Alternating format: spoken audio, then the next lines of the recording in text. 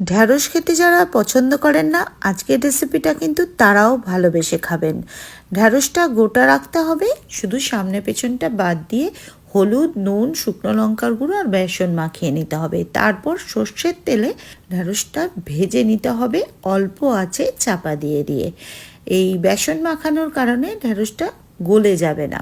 তারপরে এটা তুলে ফোড়ন দিতে পারেন, আমি কিন্তু এর ভেতরেই কালো জিরে আর কাঁচা লঙ্কা ফোড়ন দিয়ে দিলাম। তারপর এতে মেশালাম বেটে রাখা পোস্ত, যেটা আমি কাঁচা লঙ্কা আর নুন দিয়ে বেটেছিলাম, হলুদ, কাশ্মীরি লঙ্কার গুঁড়ো দিয়ে যখন একদম মাখা মাখা হয়ে আসবে তখন এতে দিয়ে দিলাম সর্ষে বাটার জল। আমি শুধু জলটাই ব্যবহার করেছি, আর দিলাম চিনি। সর্ষে দেওয়ার পরে একটু ঘন হয়ে এলেই বন্ধ করে দেবেন গ্যাস। সর্ষে দেওয়ার পরে বেশিক্ষণ রান্না করার দরকার নেই, কারণ তেতো হয়ে যেতে পারে। পরিবেশন করুন ভাত বা রুটির সাথে।